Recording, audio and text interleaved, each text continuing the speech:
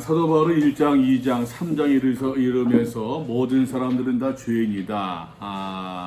유대인들도 이방인들도 다 죄인임을 사도 바울이 지금 논증하고 있는 거죠. 지금 논증해 나가고 있는데 바울이 모든 사람들은 다 죄인이다라고 이야기할 때 죄인이라고 하는 것은 어떤 실정법들 자범죄를 지어서 말입니다. 그런 의미에서 간음을 하고 남의 것을 훔치고 남을 비방하고 살인을 하고 도둑질을 하고 그런 의미에서의 어떤 죄인을 이야기하는 것이 아니라 하나님 앞에서 하나님과의 관계적인 측면에서 모든 사람들은 다 죄인이다 라고 하는 것을 이야기하고 있습니다. 말씀을 드린 것처럼 사도 바울은 그 당시에는 유대인들의 사고에 의하면은 사람은 두 종류이지 않습니까? 첫 번째는 유대인이고 두 번째는 이방인. 이방인과 유대인 둘 중에 하나입니다. 유대인들의 사고에 의해서. 이방인들은 당연히 그냥 이유 없이 죄인인 거죠. 유대인들은 이유 없이 죄인입니다. 이유 없이 죄인이지만 그러나 저희 목사님 뒤에 비교 성경을 보시면 좋을 것 같아요. 비교 12페이지 뒷부분을 보시게 되죠. 뒷부분에 더 뒤로 넘어가서 더 뒤로 확 넘어가서 12페이지 4개 성경 그 버전을 비교해 보시면 좋을 것 같아요. 그걸 가지고서 제가 진행해 나가고 있으니까 이방인들은 이유 없이 그냥 당연히 죄인이다라고 하는 것입니다. 우리가 여러분 목회를 하면서도 그런 면들이 있지 않습니까? 목회를 하면서도 보게 되면은 목사는 이래야 돼, 사모는 이래야 돼, 교회는 이래야 돼. 왜 그러냐?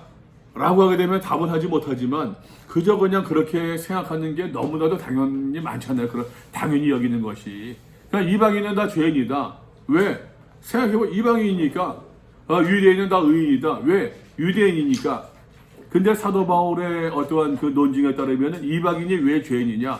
그냥 죄인이래서가 아니라 하나님을 알되 하나님을 알만한 것을 그 속에 두셨음에도 불구하고 하나님의 신성을 그 가운데 두셨음에도 불구하고 하나님을 영화롭게도 하지 아니하고 하나님께 감사하지도 아니했다.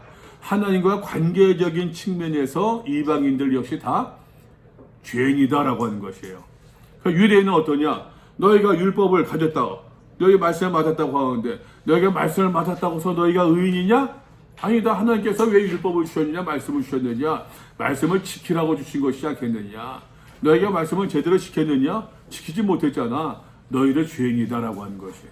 사도 바울은 논증법입니다. 그래서 모든 사람들은 다 죄인이다. 그러니까 사도 바울이 이야기하는 것 여러분 여기서 기억할 수 있기를 바랍니다.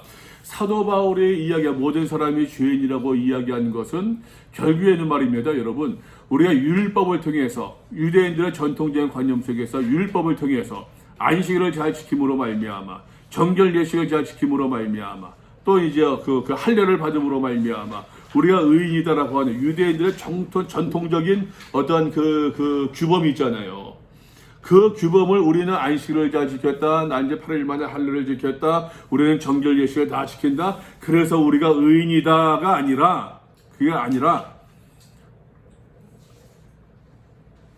그 율법을 지키지 못함을 통해서 율법으로 말미암아 의로워질 수가 없으니까 그 모든 것을 율법으로 말미암아 의로워진다. 율법으로 말미암아 하나님의 백성이 된다라고 하는 것을 깨트리면서 도리어 율법으로 하나님 앞에 의롭다 칭함을 받은 육신이 있다 없다?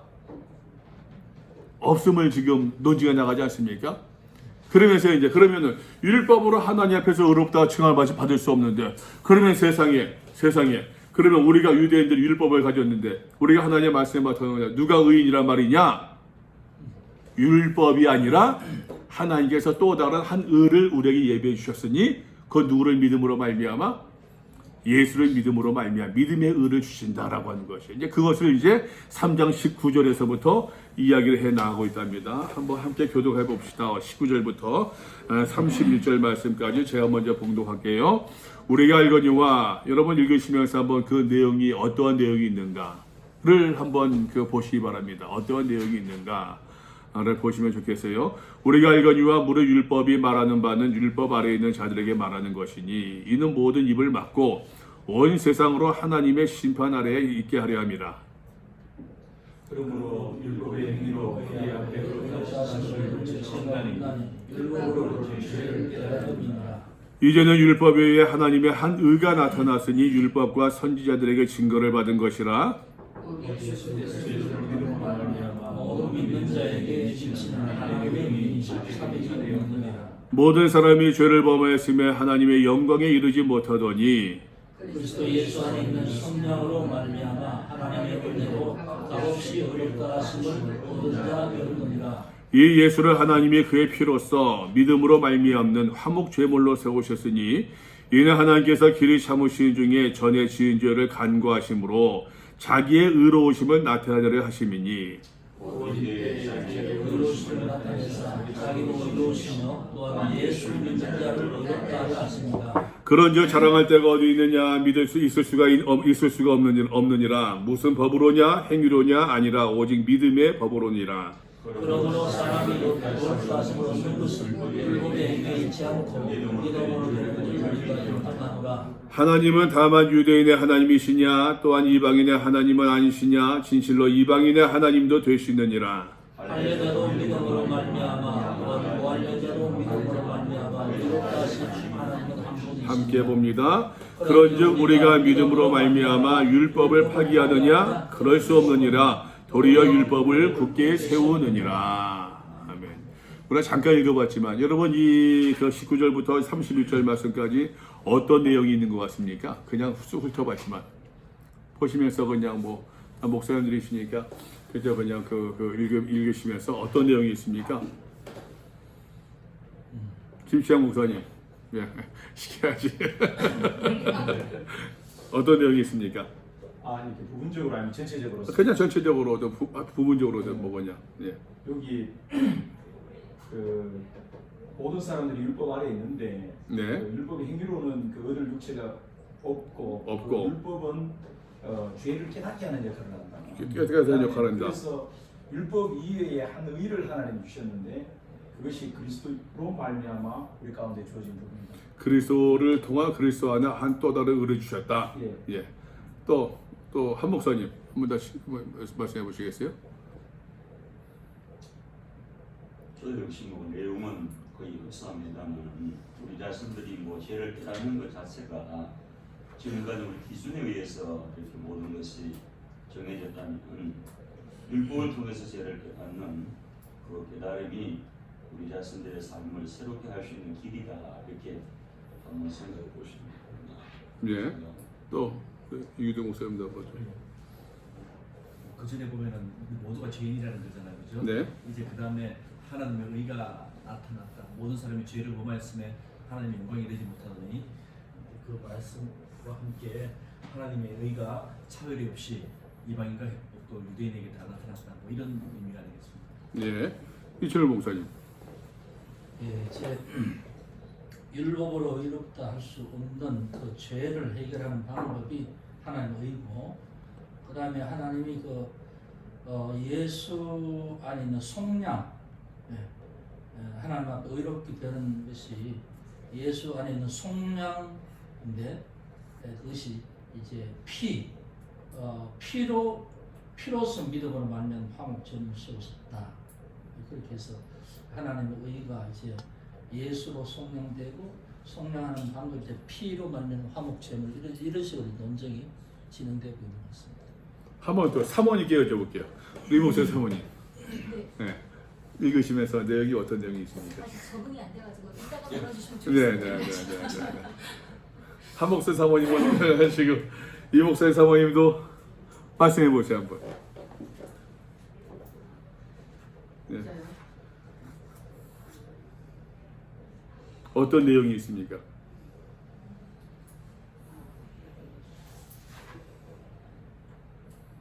믿음으로 말미암아 30절에 30절에 여기 또한 무한에서 믿음으로 말미암아 의롭다 하실 분은 하나님 한 분이시다. 한 분이시다. 예. 키버스를 말씀하신 거냐 핵심 구절을. 여러분들은 이 구절에서 핵심 구절을 뭘로 뽑겠습니까? 이규동 목사님. 핵심 구절을 뭘로 뽑겠어요? 이 단락에서. 여기에서 보면 23절, 22절과 그리고 25절. 22절. 곧 예수 그리스도의 믿음으로 말미암아 모든 믿는 자에게 미쳐 하나님의 은혜 차별이 없느니라. 25절. 이 예수를 하나님의 그의 피로써 믿음으로 말미암아 화목제로 세우셨다. 예. 또 다른 분들은 28절 28절.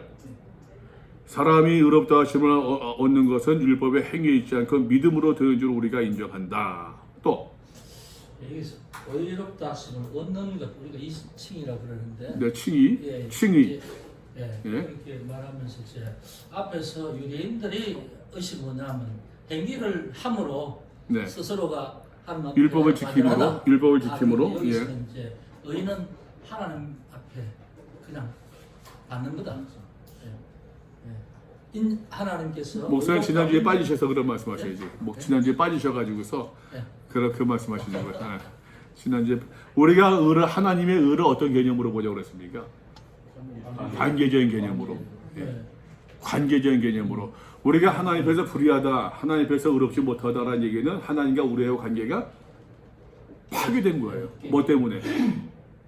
죄 때문에. 죄로 말미암아 하나님과 우리의 관계가 파괴된 것, 이것이 불의한 모습이고, 그죠?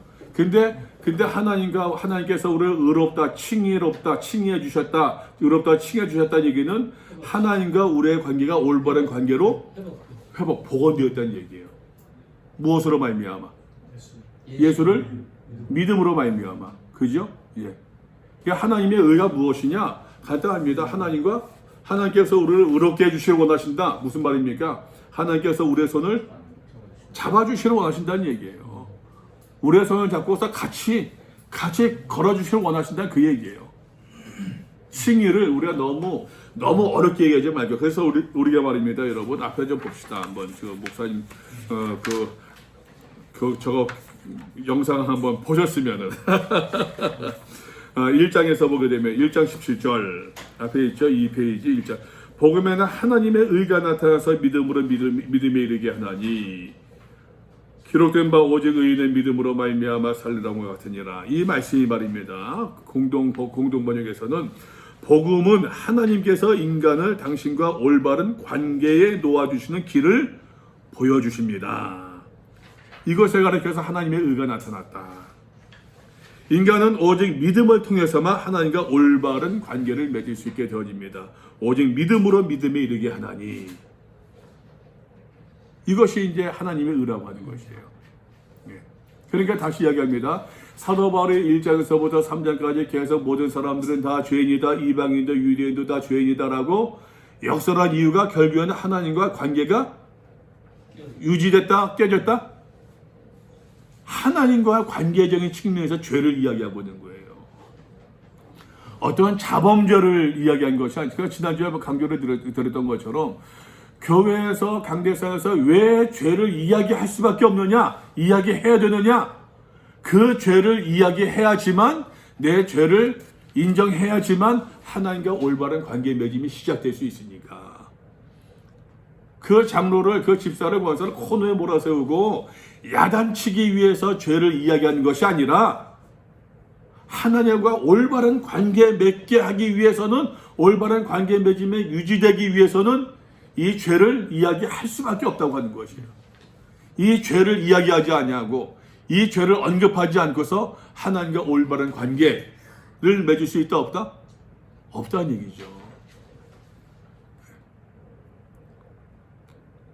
그러니까 저는 당연히 이 말씀에서 말입니다. 저는 이제는 21절입니다.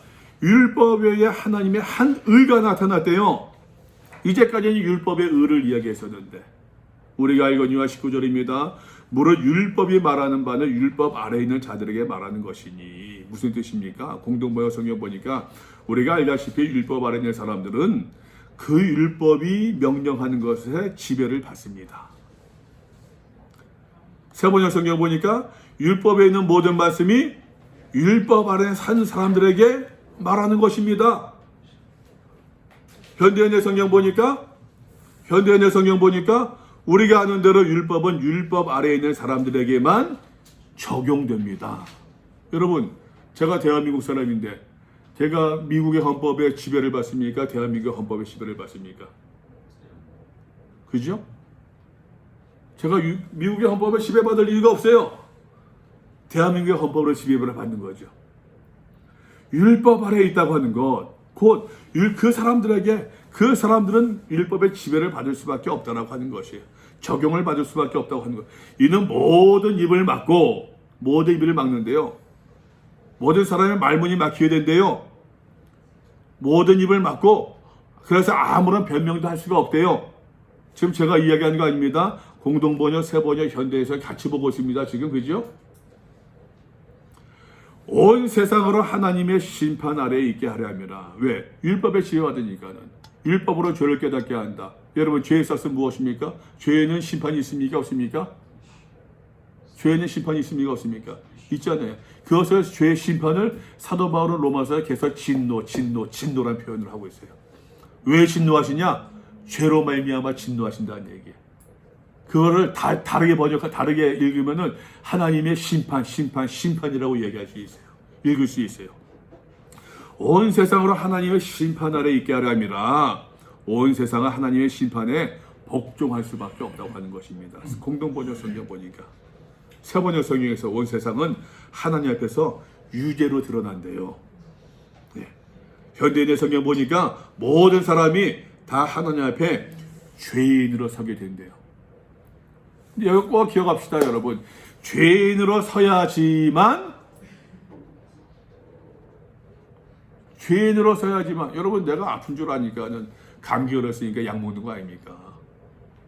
감기 걸린 거 인정하지 않는지 약 드시겠어요?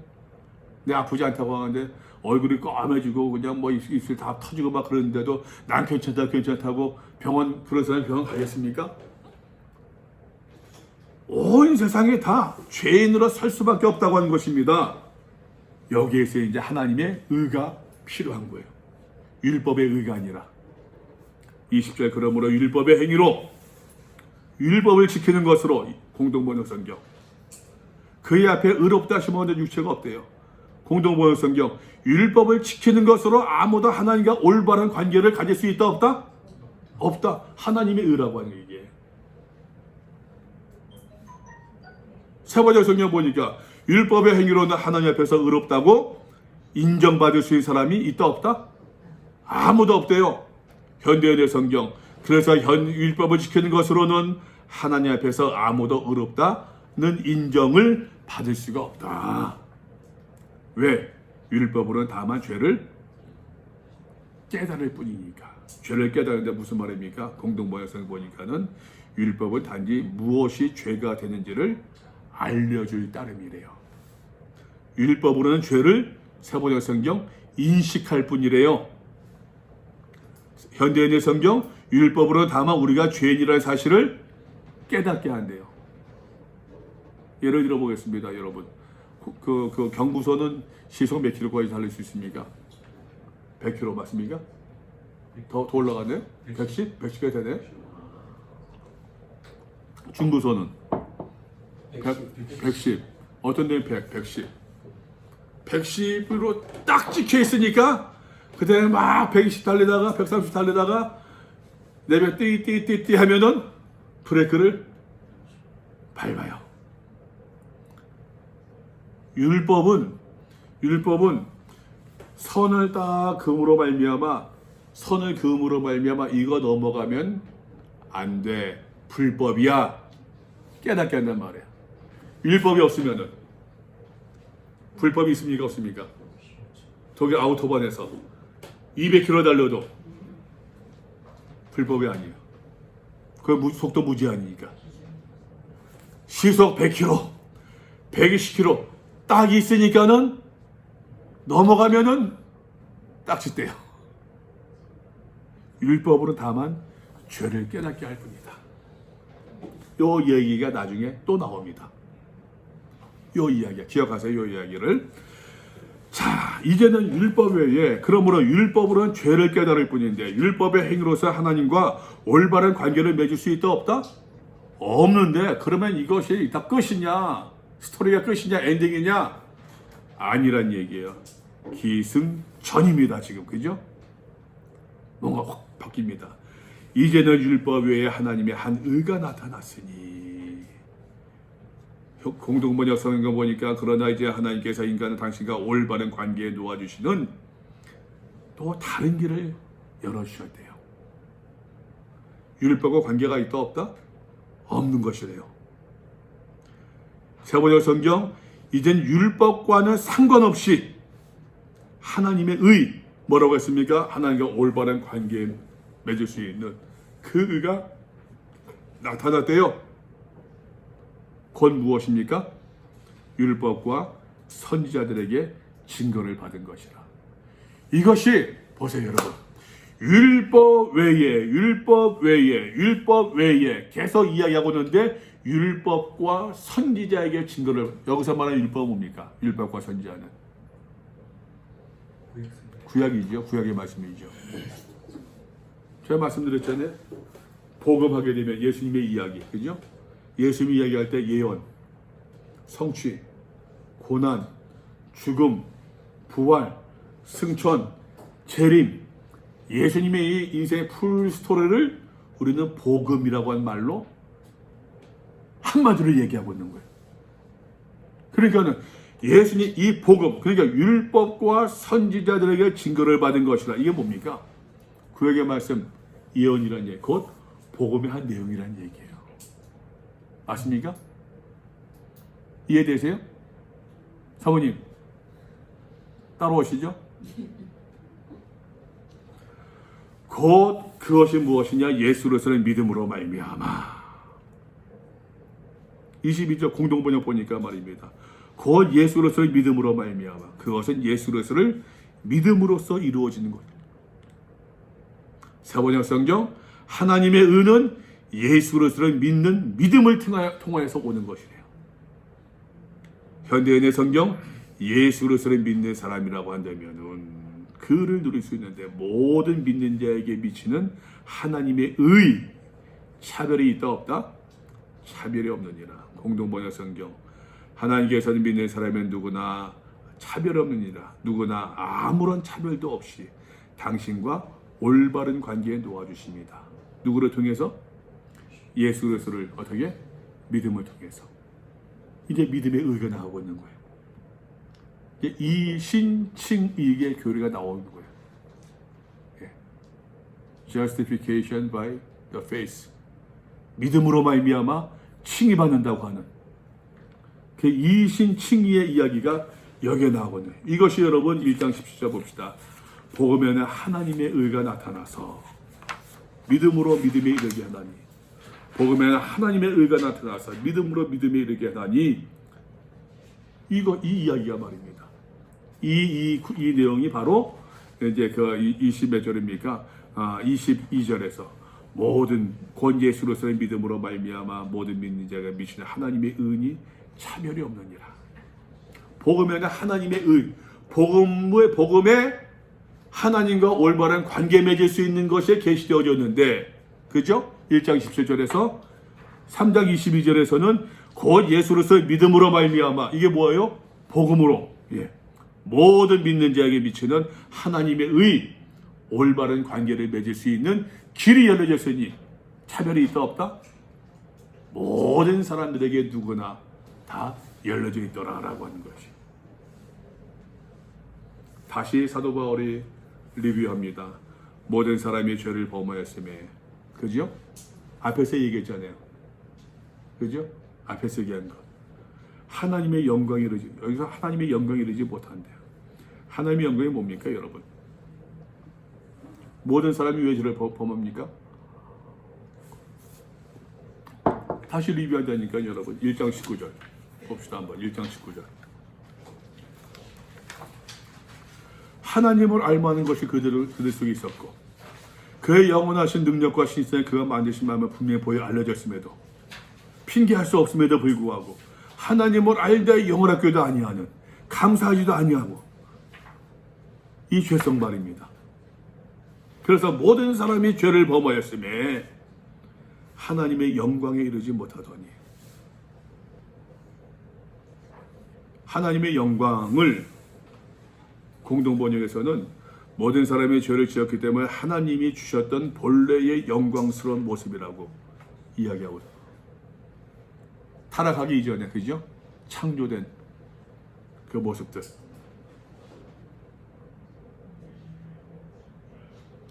세 번째 설교에는 사람은 하나님의 영광에 못 미치는 처지에 놓여 있대요. 현대인의 성경에서는 하나님의 영광스러운 표준, 기준에 미치지 못한대요. 모든 사람이 죄를 범하였으면 하나님의 영광에 이르지 못하더니. 글쎄 우리가 이제 그 일반적으로 많이 이야기하고 있는, 많이 생각하고 있는 로마서에서 영광이라고 하는 단어는 영화와 연관시켜 생각할 때가 많잖아요. 로마서에서 이야기하고 있는 영화하게 되면 뭐가 있습니까? 궁극적 구원을 생각하잖아요. 그죠? 궁극적인 구원들. 근데 여기서 이제 이 다른 성경을 보니까는 하나님의 영광, 궁극적인 구원, 영화로운 단계, 하나님 앞에 서는 것, 서로 생각을 할 수도 있겠는데, 근데 다른 성경을 보니까는 하나님이 주셨던 본래 영광스러운 모습들, 하나님의 영광스러운 표준들에 미치지 못하는, 우리가 하나님의 신성을 잃어버린 우리의 어떤 그 모습을 이제 고발하고 있는 모습이죠. 아까 우리가 1장, 2장, 3장 쭉 보았던 이방인들의 죄, 유대인들의 죄, 모든 것을 말입니다, 지금. 그러나 보세요. 그래서 예수 안에는 성령으로 말미암아 하나님의 은혜로 값없이 의롭다 하심을 얻은 자 되었느니라. 이게 참 어렵습니다. 24절 말씀. 그래서 예수 안에는 성령으로 말미암아. 요 구절이 그래서 예수 안에 성령으로 말미암아. 공동번역 성경에서는 하나님께서는 그리스도 예수를 통해서 모든 사람을 죄에서 풀어주셨대요. 죄에서 풀어주심을 속량으로 해석하고 있는 거예요. 속량이라는 단어를 죄에서 풀어주셨다. 세 번역 성경에서 말입니다. 그러나 사람은 그리스도 예수 안에서 얻는 구원이라고 속량을 구원으로 이야기하고 있어요. 현대인의 성경은 조금 더 예수 그리스도께서 마련하신 구원의 길이라고 표현하고 있어요. 속량이라 하면은 이제 옛날에는 몸값으로 얘기했대. 몸값. 이제 그 뭡니까? 이제 그 노예를 삼지 않습니까?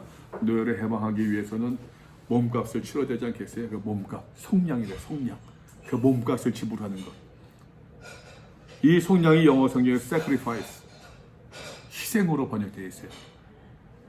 이 어떤 성경에서는 이 속량이 그 atonement 무슨 뜻인지 아시죠? atonement, A-T-O-N-E-M-E-N-T. 따져보게 되면요, 여러분 atonement란 말이 이제 그 하나의 어떤 구속, redemption, 어떤 뭐 그런 의미가 있을 수 있겠는데, 속량 마찬가지인데, 어떤 AT는 at입니다. at. 어디에서. ONE, 원입니다. 하나 되는 거예요. month는 이제 그 명사 의미하는 거. 그래서 atonement, at one month. atonement는 어디에서 하나가 되는 거예요. 원래는 이게 그 나쁜 것이 하나가 됨으로 말미암아 이게 엎어졌다는 얘기예요. 원래는 이것이 이제 그 노예였었는데 몸값을 치름으로 말미암아 이 노예가 자유인이 되었습니다. 예. 원래는 내가 죄로 말미암아 죽을 수밖에 없는데 예수 그리스도의 sacrifice, 희생으로 말미암아, 속량으로 말미암아, 몸값으로 말미암아 내가 redemption, 구원받았습니다. 이게 속량의 의미예요.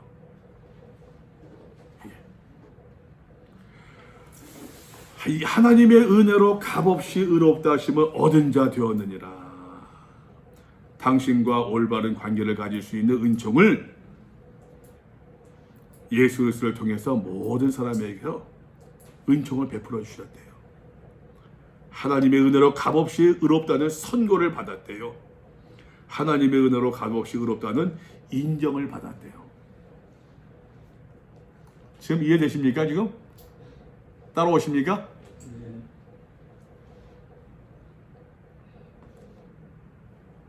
25절입니다. 이 예수를 하나님이 그의 피로써 그의 피로써 믿음으로 말미암는 화목제물로 세우시. 재미있어요, 여러분. 여기서 보세요. 여기 요 개념을 여기서 좀 개념을 이해하시게 되면은 나중에 좀 더 여기 이렇게 3장에서 그 문단에서 개념이 좀 중요한 것 같아요. 나중에 이해하는 데 있어 가지고서 나중을 위해서. 그래서 여러분 25절까지 봤죠. 이 예수를 하나님이 그의 피로써 믿음으로 말미암는 화목제물로 세우셨으니. 개정성경에서는 우리 개정성경에서 화목제물이라고 되어 있는데 여러분 공동번역 성경 보니까는 그리스도를 믿는 사람에게 죄를 용서해 주시라고 하나님께서 그리스도를 어떻게? 제물이라고 되어 있어요. 화목제물과 제물 여러분 의미가 뉘앙스가 같습니까? 다릅니까? 그냥 같습니까 여러분? 그렇게 읽으십니까? 세 번째 성경 보세요 여러분. 하나님께서 이 예수를 속죄의 제물로 내주셨대요. 속죄 제물을 해요. 현대인의 성경 보세요. 하나님께서 그리스도 예수님의 피를 죄에서 구원하는 제물로 삼으셨대요. 원래 성경에는 제물로 되어 있는데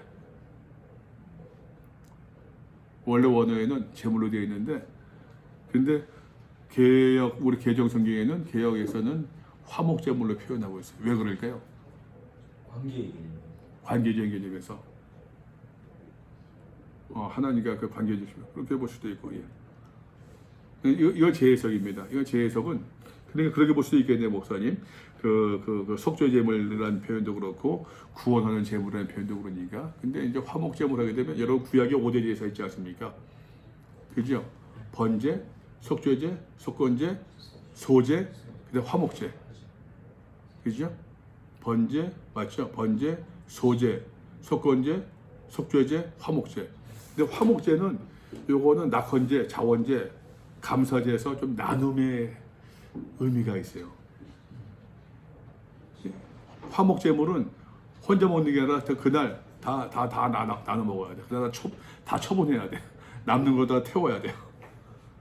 번제는 제사장이 좀 놔뒀다가 더 떠먹을 수도 있는데 번제물들은.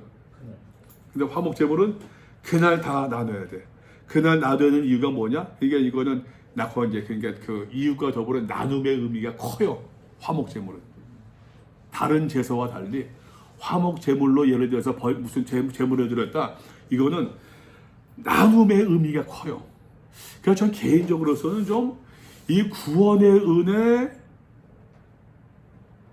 그러니까 모든 사람의 미친이 차별 없는 일을 한 것처럼 좀 그런 의미가 아마 이제 그 옛날 선교사들이 번역할 때 쓰지 않았을까 좀 그렇게 생각을 해요. 개인적인 생각이에요, 그냥 개인적인 생각으로. 그의 피로써 피가 나옵니다, 여러분. 피. 믿음으로 말미암은 화목제물이래요.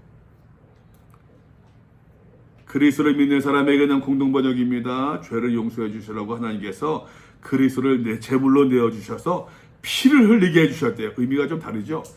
설명하고 있죠. 세번역 성경에서는 하나님께서 이 예수를 속죄 제물로 내 주셨습니다. 그것은 그의 피를 믿을 때에 유효하대요. 피를 믿는다 무슨 의미입니까? 대속적인 의미들, 그죠? 그 대속의 의미를 이해하는 것이죠. 근데 보세요, 여러분. 계속해서 25절. 이는 하나님께서 길이 참으신 중에 전에 지은 죄를 간구하심으로써 자기의 의로우심을 나타내려 하심이니. 공동번역 보세요. 이래하여 하나님께서 당신의 정의를 나타내셨습니다. 여기서 말할 때 의로우심을, 자기의 의로우심을 정의, justice로 이야기하고 있어요. 공의로움으로. righteousness가 아닙니다. 여기서 하나님께서 의로우심을 나타내셨다. righteous, 관계적인 측면, 그 하나님의 의가 아니었어요. 그죠? 과거에는 하나님께서 인간의 죄를 참고 눈감아 주심으로 당신의 정의를 나타내셨고, 인간의 죄를 참고 눈감아 주신다. 이것을 간과하심으로 간과하신다. 세번 역성에 보니까는 하나님께서 이렇게 하신 것은 사람들이 이제까지 지은 죄를 어떻게 해요? 너그럽게 보아주심으로, 이게 간과의 의미예요. 현대인의 성경에서는 지금까지 참으심으로 그냥 지나쳐 왔던 것, 간과. 근데 간과하시니 말입니다, 여러분. 그 영어성에 패스오버로 되어 있어요. 패스오버. 패스오버가 무슨 뜻이냐면은 지나가는데 담이 있습니다. 지나갈 수 없잖아요. 패스 오버 패스예요. 빙고. 빙고. 유월절이에요, 그게. 월장한다고 하지 않습니까? 담을 넘어가는 것. 기억나시죠, 여러분? 출애굽기 12장에서 마지막 10가지 재앙 가운데서 10번째 재앙, 장자의 죽음에서 말입니다. 하나님께서 모세를 통해서 그 유월절 어린 양의 피를 문설주에 바르게 되면은 하나님의 사자가 그 문설주에 발라진 피를 보고서 넘어 지나가신다고 하는, 내가 그 피를 유월절 넘어 패스 오버에 간과하신. 여러분, 사도 바울은요, 그 유월절의 의미를 지금 알았을까요, 몰랐을까요? 이야기가 지금 피를 언급하고 어린 양의 피를 이야기하면서 속죄 제물을 이야기하고 희생 제물을 이야기하고 하는데, 구약의 그 유월절의 그 구약의 뭡니까? 같은 그 사건을, 어린 양 사건을 사도 바울이 알았을까? 염두에 두고 있습니까? 안 두고 있습니까? 지금 염두에 두고 있는 거예요. 바울은 그렇게 여러 번 말씀드린 것처럼 바울은 구약에 굉장히 정통한 사람이었어요. 저는 그 이거 공부하면서 느끼는 게, 야, 바울도, 예수님도 그렇고, 예수님도 바울은 여러분 아시는 것처럼 가말리엘 문화생이지 않습니까? 가말리엘 문화생이 되면은 그 당시에 최고의 학부에서 공부하던 사람이었었는데, 바울은 그렇다 치더라도 예수님은 무슨 뭘 배웠겠어요? 근데 여러분, 예수님께서 그를 아셨습니까? 모르셨습니까? 아셨다고 그러잖아요. 저 목수 유대 요셉의 아들이지 않냐? 저거 어떻게 글을 하느냐? 라고 사람들이 이야기하잖아요. 예수의 말씀을 듣고. 그 얘기를 여러분 뒤집어서 보게 되면은 일반 사람들이 글을 알았다 몰랐다? 몰랐다는 얘기가 맞아요. 전에도 말씀드렸지만 여러분 어떻습니까? 예수님 당시에, 초대교회 당시에 말입니다. 책이 많이 있었겠습니까? 책이 많이 있었겠습니까, 여러분? 일반 사람들이 여러분 글을 알았겠습니까? 그거는 뭐 예수님 당시만이 아니라 중세 때만 하더라도, 르네상스가 오기 전까지만 하더라도 유럽에서도 그 글을 몰랐어요, 사람들이. 제가 뭐 정확한 그 철학자 이름 뭐 기억 안 나는데, 뭐 볼테르인가 뭐 누가 이제 그 당시 뭐 17, 18세기 꽤 유명한 유럽의 그 장서가, 책을 많이 가지고 있는 사람이라고 그러는데, 제가 글을 본 기억이지. 제 내용은 그 사람 이름 기억나지 않아요. 그 가운데 한 구절이, 한 내용이, 유럽의 굉장히 유명한 장서가 책을 소집한 갖고 있는 사람인데, 그 사람이 몇 권 갖고 있는지 아세요? 몇 천 권? 유럽의 소문난 장서가입니다. 장서가. 책을 소장한 사람 몇 권쯤? 3,000권? 내가 저 4층에 3,000권 더 있는데 100권도 안 되는 거야. 그게 17세기, 18세기 얘기예요. 그러니까 여러분, 그 당시에 우리가 이거 파피루스, 저 파피루스인데, 파피루스의 말입니다, 여러분. 글을 쓰고 뭐 하고 한 것이, 그것이 여러분 일반 사람들이 볼 수 있었겠어요? 없었겠어요? 그거는 뭐 충분히 상상할 수 있잖아요. 일반 사람들이 글을 알았겠습니까? 몰랐겠습니까? 충분히 상상할 수 있잖아요. 그러니까 서기관들이 율법학자들이 성경 공부를 한다, 율법 공부를 한다라고 하는 것은 그냥 읽고 달달달달 외우고 해석은 선배들이 해주는 거 프레임에 따라서 계속 그 프레임대로 굴러갔었을 것 같아요. 근데 예수님은 그를 아는 것만이 아니라 성경을 보았고 이사야 말씀을 보았고 이사야서 말씀도 인용하기도 하고 그것을 제대로 그 흐름과 스토리를 내용도 알고 인용하고 해석하셨더라라고 하는 것이죠. 바울도 그렇고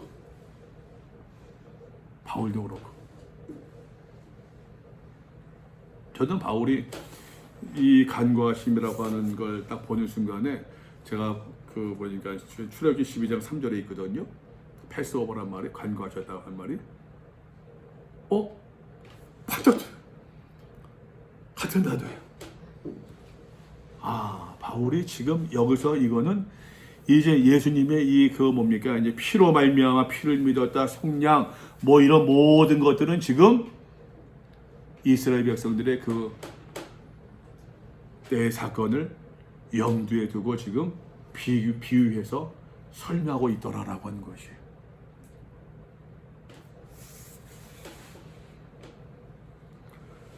(26절입니다) 곧 이때에 자기의 의로우심을 나타내사 자기도 의로우시며 또한 예수 믿는 자를 의롭다 하려 하심이라. 공동번역 성경 오늘날에 와서도 죄를 물으심으로써 당신의 죄를 나타내셨습니다. 죄를 물으셨대요. 누구의 죄를 물으셨다는 얘기입니까?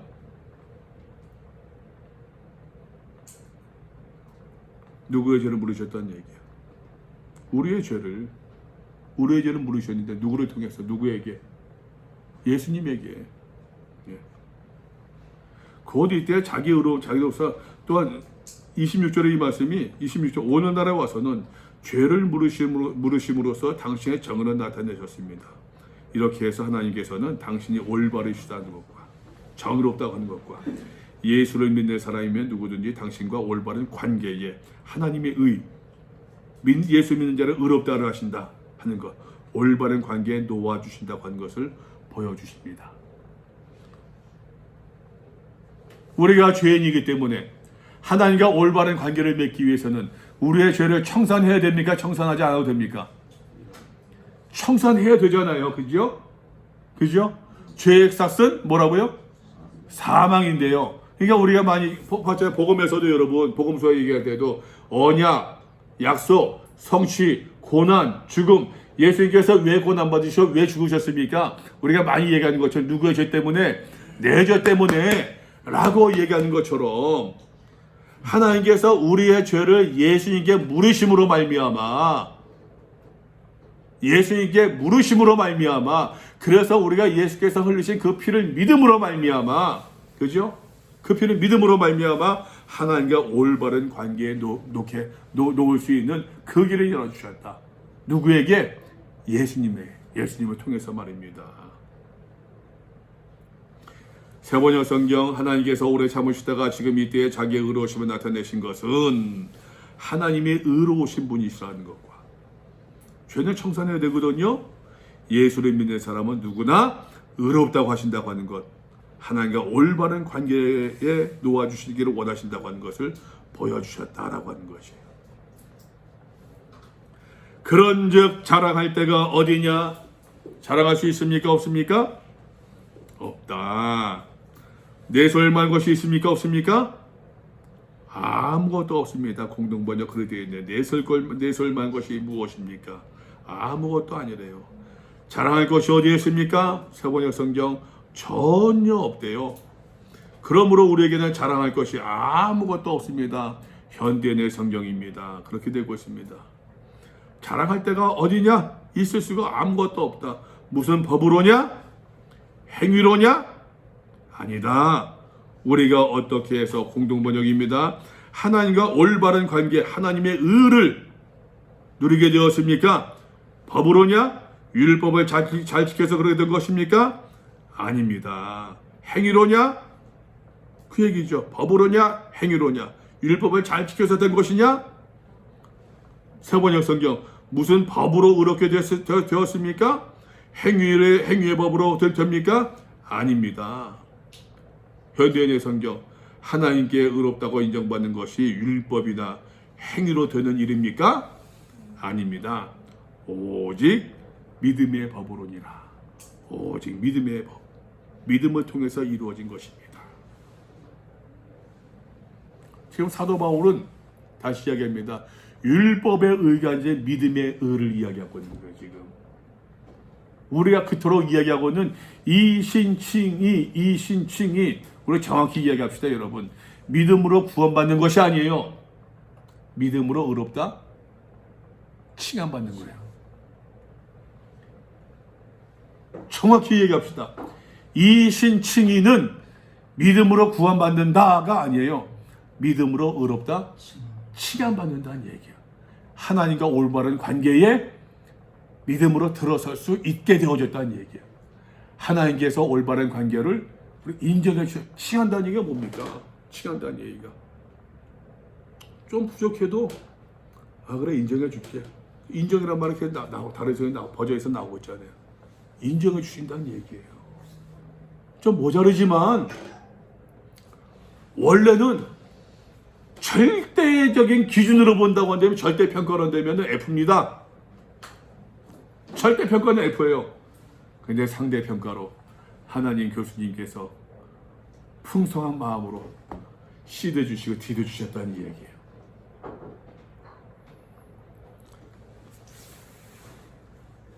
(28절입니다) 그러므로 사람이 의롭다 하심을 얻는 것은 율법의 행위에 있지 않고 믿음으로 되는 줄 우리가 인정하노라. 공동번역 성경 사람의 율법을 지키는 것과는 관계없이 믿음을 통해서 하나님과 올바른 관계를 맺는다고 우리가 확신합니다. 세번역 성경 사람이 율법의 행위와는 상관없이 믿음으로 의롭다고 인정받는다고 우리는 생각합니다. 현대인의 성경 그러므로 우리는 사람이 율법을 지켜서가 아니라 믿음으로 의롭게 된다는 결론을 내릴 수밖에 없습니다.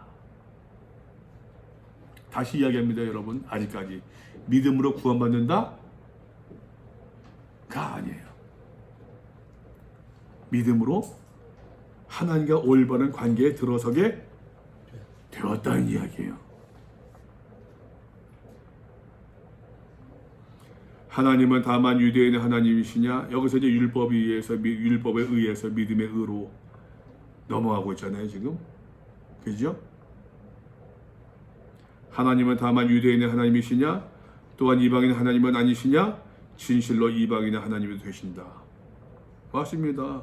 이방인의 하나님이 되십니다. 그러므로 할례자도 믿음으로 말미암아 하나님과 올바른 관계를 맺을 수 있는 것처럼 무할례자도 믿음으로 말미암아 의로워질 수 있지 않겠느냐.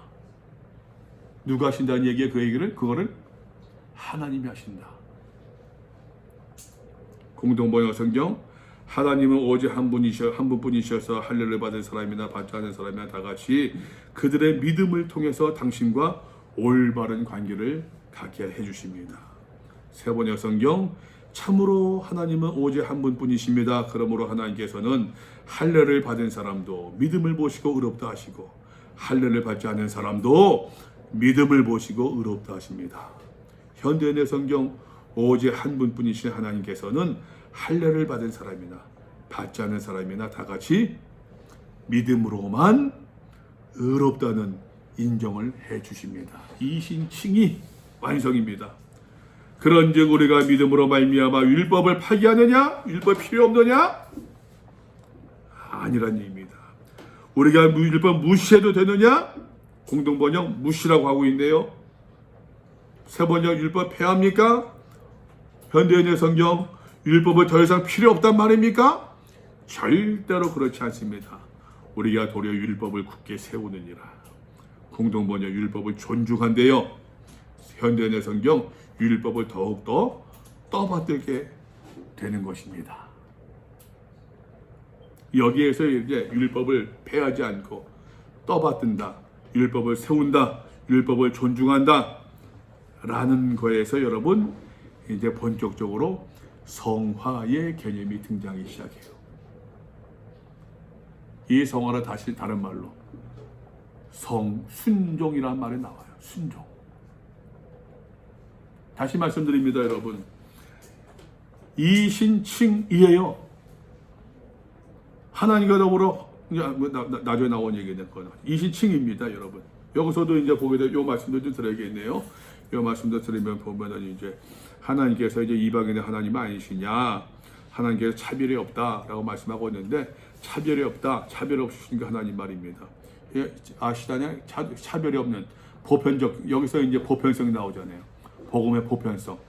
교회의 네 가지 표시를 이야기할 때 김지현 목사님 좀 있어야 되는데 네 가지 표시 목사님 기억나세요? 교회의 네 가지 표시. 하나성. 오케이. 거룩성 또 하나. 예? 보편성 또 하나. 역시 쳐다보네. 몰랐어요? 배운 지 오래돼가지고 졸업해 좀 오래됐죠. 사도적 권위, 사도성과 그죠? 하나된 교회. 그 다음에 거룩한 구별된 교회, 죄와 구별된 것. 그 다음에 보편적 교회, 보편성. 보편성이 영어로 캐톨릭시티예요. 그죠? 캐톨릭시티. 근데 캐톨릭이란 말이 캐톨릭 처치 하니까는 여기 그 천주교 얘기하는 것 같으니 천주교 얘기하는 것 같으니까 캐톨릭이란 말 대신에 유니버셜이라는 말 쓴다. 유니버셜도 보편성이에요. 보편적 교회. 그래서 캐톨릭시티 해가지고서 유니버셜리티라는 말 쓰잖아요. 근데 이 유니버셜이 여러분 이것은 보편적 교회인데 이게 무식하게 어떤 사람들이 말입니다. 우주적 교회라고 번역을 하고 있는 거예요. 교회는 우주적 교회다. 우주에 편지한 교회다. 이게 무식한 얘기예요. 우주적 교회가 아니라 그 번역은 보편적 교회로 해야 돼요. 보편적 교회는 남녀노소, 빈부 귀천을 물어나고 다 하나님 앞에서 다 똑같다는 얘기예요. 여기서 이제 서구 사회에서 평등의 개념도 나오는 거고, 여기서 파괴의 모습도 나오는 거고, 이러한 그 보편성에서 말입니다.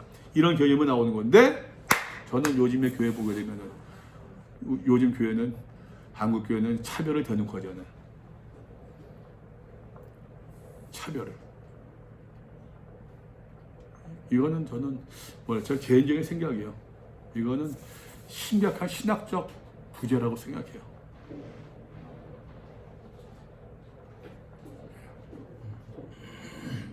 차별이 없느니라 라고 얘기하고 있는데 그 차별을 대놓고 얘기해요.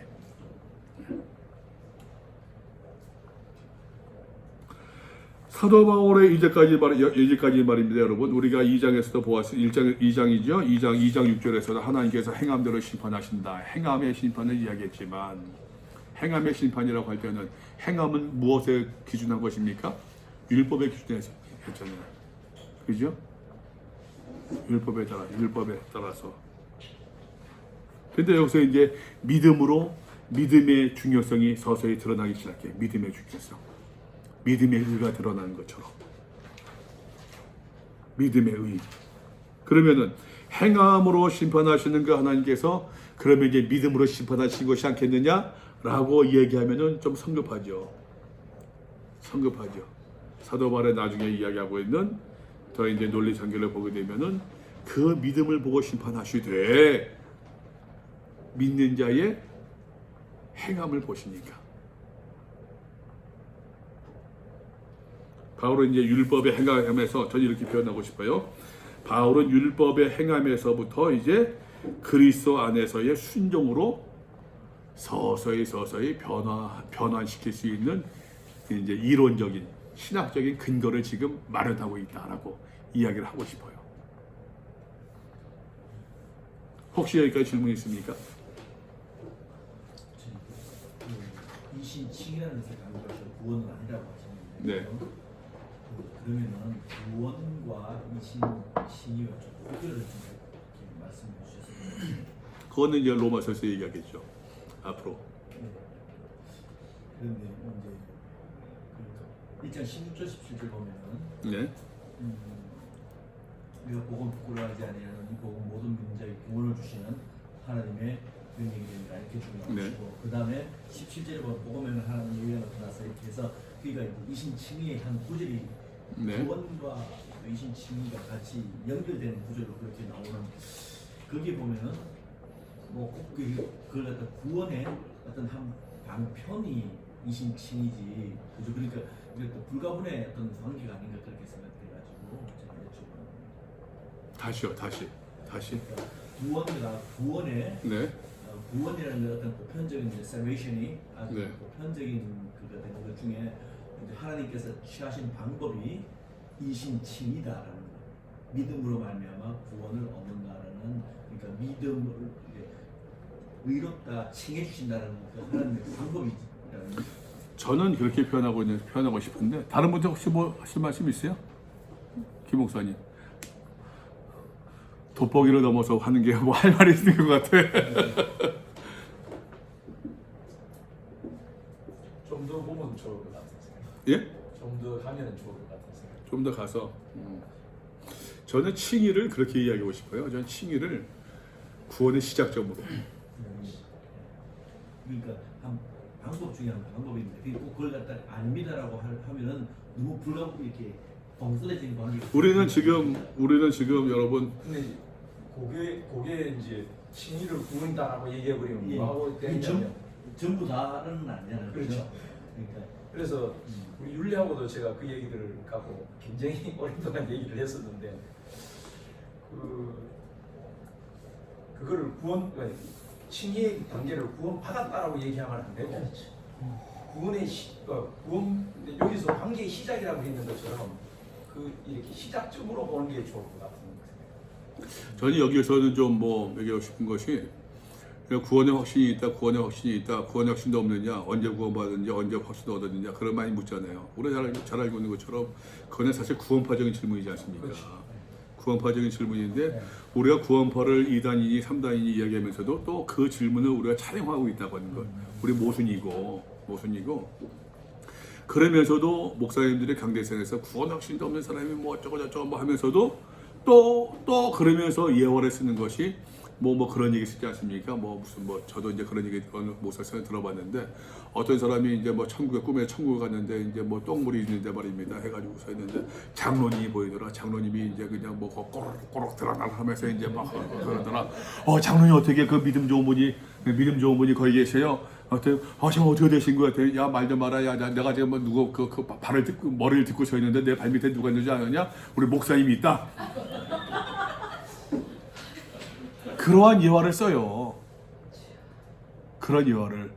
근데 웃기는 게 그러려면 쉽게 하면은 목사는 다 구원받았습니까? 장로는 다 구원받았습니까? 그잖아요, 솔직히. 여러분 정말로 진심으로 저는 구원의 확신이 내가 오늘 밤 저는 죄송한데 요즘에 제가 작년이 됐네. 작년에 이제 그래서 MRI를 찍었어요. 목이 좀 그래서 MRI 찍었었는데 MRI가 그까짓 거 그래서 MRI 한 30분 들어가서 있는데 그 다음에 그 트라우마가 있더라고요. MRI를 찍고서 저번 통로에서 그냥 좀 똑바로 누웠으면 제가 이제 이게 비염이 심해가지고서 잘 있지를 못해요. 처음엔 한 10분 잤어요, 그냥 자면 되지. 한 10분 잔 것 같은데 끝나지 않는 거야, MRI가. 그냥 거기서 꼼짝도 못하고 이러겠는데 제가 그때 어떤 생각이냐면은 관 속이 이럴까 싶은 생각이 들더라고요. 제가 솔직히 그 다음부터 관 속에 들으면 어떡해 그런 생각을 많이 해요. 트라우마가 생겨요. 그러면서 죽음에 대한 생각을 많이 했어요. 내가 솔직히 고백해서 할게요. 녹화되고 있으면 고백하기를 내가 구원의 확신이 없는 건가? 라는 마음이 들어요. 솔직한 얘기가. 저는 내가 생각하는 구원의 확신은 예수를 믿음으로 말미암아 누구든지 예수를 믿음으로 말미암아 구원받는다라고 하는 그 명제 그 말씀에 대한 확신이지 그 말씀에 대한 확신이지 내가 구원받았다는 아닌 것 같아요. 우리가 신학에서 볼 때 얼레디 나데 얘기하잖아요. 이미 구원받았지만 그러나 아직은 완성이 아니다 라고 얘기하는 것처럼 얼레디 나데 아직은 아니다. 이미 구원받았지만 그러나 아직은 아니야. 완성은 아니야 라고 얘기하는 것처럼 신학에서 그런 얘기 많이 하지 않습니까? 하실 말씀이에요. 근데 이제 제가 이제 말씀드린 그게 뭐 유보적 구원론이든지 아니면 그뭐 칭의, 성화, 영화 뭐 이런 단계적 뭐 그걸 말하는 것도 아니고 이제 그 말씀 중에 이 칭의 자체가 구원의 한 부분이니까 네. 그걸 갖다가 구원은 아니다 이런 거는 조금 무리수가 있지 않나 제 말씀 그 말씀입니다. 무리수가 그러지 않느냐? 아까 전에 아니, 목사님 그거는 말씀 이제 중에 제가 표현이 예. 지난번에도 목사님 표현이 제가 이제 너무 뻥쳤다 뭐 이제 그런 표현이 좀 목사님 좀 그러신 것 같아가지고서 우리 집 사람이 얘기하더라고. 당신이 이제 말을 그렇게 너무 단독적으로 딱 얘기하니까는 그 목사님 거기 이제 그런 표현에 이제 적응하지 못한 것 같다라고 하는 얘기를 하는데 이제 그렇게 표현하는 그러는데 이제 목사님 오늘 말씀해 주신 것 중에 이제 함께 가자 하고 이제 이런 모든 표현 그 자체도 다 구원에 포함되는 것 아닙니까, 그죠? 그러니까 구원이 좀 더 포괄적인 그 속에 사도 바울의 이야기할 때 제가 볼 때 사도 바울의 이야기할 때 분명히 그것을 구별하고 있는 것 같아요. 사도 바울의 칭이라고 하는 것과 의롭다, 칭함받았다, 칭이라고 하는 이 단어 justification과 그런 glorification, 구원, 영화, 구원이란 말도 같이 포함해서 사도 바울이 쓸 때 로마서 보자 제가 볼 때는 사도 바울이 쓸 때는 이제 글로리피케이션 영화의 단계, 성화를 넘어서 영화의 단계라는 그 글로리피케이션 영화와 구원을 같은 의미로 쓰고 있는 것 같아요. 저는 그렇게 봐요. 저는 그렇게 보고 있고 그래서 이제 제가 이제 보고 있는 생각에서 사도 바울은 구원을 이제 궁극적인 구원의 완성으로 보고 있는 것 같은데 그런 의미로 본다고 한다면 칭의가 구원의 시작은 될 수 있겠지만 이제 구원에 이제 받았다라고 말하기는 좀 힘든 것이지 않을까라는 저는 그렇게 생각을 해요. 중생의 의미 중생하고는 중생 그렇게 볼 수 있겠죠. 그렇게 볼 수 있겠는데 근데 그 내용들이 이제 보게 되면은 이제 저는 모르겠어요. 저는 확연히 구별되는 것 같아요. 내 눈에는. 나는 로마서를 보게 되면은 제 눈에는 이제 이제 신학자들에 보면은 어떻게 해석하지 모르겠지만 제 눈에는 그게 사도 바울이 이제 칭의와 구원을 영화를 이제 분리해서 보고 있다라고 하는 것은 저는 딱 보이는데 그런 의미에서 이제 그 구원이 칭의가 구원의 시작이고 성화는 이제 선으로 연결되면서 이제 이것이 이제 영어의 단계에 들어갔을 때 이 구원이라는 과정이 이제 완성되는 것이 아닐까. 근데 이 영화만이 영화로 완성이 되는 것이지 칭의를 무시할 수 없는 거예요. 무시할 수 없죠. 무시하기로 없는 거예요. 당연히. 그렇기 때문에 예를 들어서 서울에서 아까 뭐 표현을 하는 지금 이 맞는 표현은 뭔지 모르겠습니다만은 부산에서 서울까지 가는데 부산에서 언양까지 왔는 것도 경부선이고 그죠? 그 다음에 수원까지 왔는 것도 경부선이고 근데 경부선 전체로 말하면 440km. 근데 바울은 제가 봤을 때는 앞으로도 나오겠습니다만 바울은 중간 포기를 인정하지 않는 것 같아요. 중간에 포기하는 것, 단련되는 것. 제가 아까 그러니까 제가 제 표현으로서는 우리 아이들한테는 그렇게 청년들한테 이제 늘 설명했었는데 저는 이제 나중에 같은 칭의를 점으로 이 영화도 점으로 생각한다고 한다면 이 점과 점을 선이라고 생각해요. 성화를 선으로 얘기할 수 있을 것 같아요. 이 성화라고 하는 삶이 우리는 적어도 칭의의 단계를 넘어서서 예수를 믿으니까 칭의의 단계를 넘어서서 성화의 삶을 살고 있는 사람들인데 영화를 향해 나아가고 있는 사람들인데 이 성화라고 하는 삶의 선이 어떨 때는 분명하게 확연하게 쫙 보였으면 좋겠지만 어떨 때는 이 볼펜이 다 됐나 싶을 때도 있고 점점점점 나오다 안 나오다 막 그럴 때도 있고 이 선이 영원 행해서 쫙 올라갔으면 좋겠지만 어떤 때는 이게 하다가 떨어지는 것 같기도 하고. 근데 이러한 것들을 사도 바울도 얘기해요. 저는 그것을 저 7장에서 보고 있어요. 7장에서 그 내용들을. 그래서 저는 표현을 그 칭의는 시작점이라고 한다면 시작점이고 영화가 구원의 완성점이라고 한다면은 이 성화는 이제 우리가 살고 있는 어떠한 선으로서 보는 가운데에서. 근데 이 선이 여기 가서 찍어야 끝나는 것이지 여기서 찍지 않고 중간에 끝난다고 한다면은 아닌 거죠. 그러니까 바울이 그러니까 고난 가운데서도 낙심하지 말고 인내 가운데서 우리가 소망을 배우고 소망을 바라보고 이 소망이 뭐냐? 영화거든요. 바울은 포기하지 말자는 거예요. 그러니까 저는 바울이 저는 이제 회개하고 좀 많이 반성하는 것이 좀 우리가 좀 배웠다고 뭐 시작 공부했다고 성경 알았다고 해가지고서 현실과 적당히 타협할 때가 있잖아요. 우리 뭐라 그랬던 많이 그랬던 것 같아. 근데 바울은 굉장히 신비주의라고 할 정도로 굉장히 그 구원을 이제 직시했던 사람이었구나라는 생각을 참 많이 했어요. 바울은 한순간도 적어도 로마서를 바라보고 그러고 나서는 바울의 모든 삶을 계속 영화를 하나님 앞에 서는 그 영화를 지향하는 삶을 살았던 사람이었겠구나 싶은 그 확신이 들더라고요. 그러면서 내가 목사를 노릇을 하고 뭐 한다고 하면서 구원을 이야기하고 구원을 선포하면서 나는 그 발 뒤꿈치 떼도 못 따라갔던 것 같다라고 하는 생각이 저는 들었어요. 그러니까 바울은 다시 말씀드리지만 칭의를 이야기하고 성화를 이야기하는 것도 결국에는 영화를 바라보니까.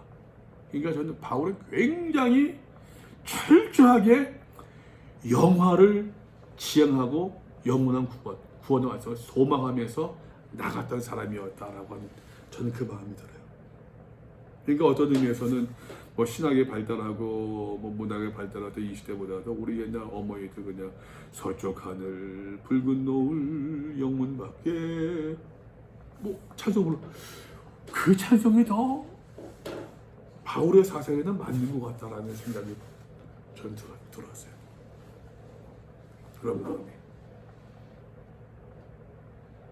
저는 섣부른 그 짧은 지식으로 굉장히 그냥 적당히 그냥 무슨 제대로 살면 똑바로 사는 것이 중요하지 무슨 뭐 구원 뭐 하나님께 또 가봤나 뭐 가본 사람이 있나 뭐 그런 이제 그 생각들이 부끄러울 정도로 바울은 굉장히 그 영화만을 구원의 완성을 종말론적 우리가 뭐 쉽게 그런 종말로 그 표현 다 집어치우고 각설하고 정말로 하나님 앞에 서는 것을 정말 소망하며 살았던 사람이었다라고 하는 그런 생각이 저는 로마서를 읽으면서 들었던 제 솔직한 제 소감이에요.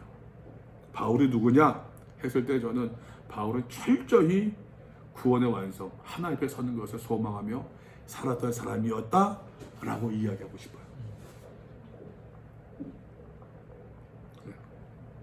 그러니까 이제 뭐 우리가 이제 해석하고 말할 때는 좀 뭐 달라질 수 있겠죠. 자, 4장 넘어갑시다. 4장입니다. 사도 바울은 이제까지 이제 이신칭의 뭐 이신칭의가 뭐야? 무슨 믿음으로 구원받 믿음으로 의롭다 이거 말 같지 않은 소리야. 유대인들은 그렇게 생각할 수 있잖아요. 유대인들은 이미 유대인이라고 하는 이거 얘기가 많이 갔네. 어떡하지? 예? 하는 데까지 하시죠. 얘기가 많이 갔네. 무슨 이신칭이야? 우리는 유대인이기 때문에 다 하나님의 백성이고 선택받은 백성이고 그들은 날 때부터 그런 고민이 없었잖아요, 사실. 좀 더 다른 얘기입니다. 저는 이제 하면서도 전에 이제 그 전도사 다른 교회 전도사들이 몇 명 카페에 왔어요. 그래서 이제 물었습니다. 여러분은 어떤지 모르겠어요. 제 고백입니다, 그냥. 그래서 목사님 뭐 어쩌고 하길래 이제 저 전도사들이나 이제 우리 아들도 이제 신대원 들어갔는데 똑같은 얘기를 했어요. 했는데 왜 그래서 물었어요. 전도사는 왜 목사 되려고 그래요? 물었어요 제가. 왜 목사 되려고 그래요? 그랬더니만 얘들이 무슨 뭐 노회에서 묻는 것 같습니다. 그러니까 노회에서 이제 무슨 뭐 면접하고 할 때 묻는 것 같아요. 나 그런 의미가 아니고 뭐 무슨 부르심이 어떠고 소명이 어떠고 그런 얘기가 아니라 왜 목사 되려고 하느냐? 목사 되려고 한 이유가 뭐냐?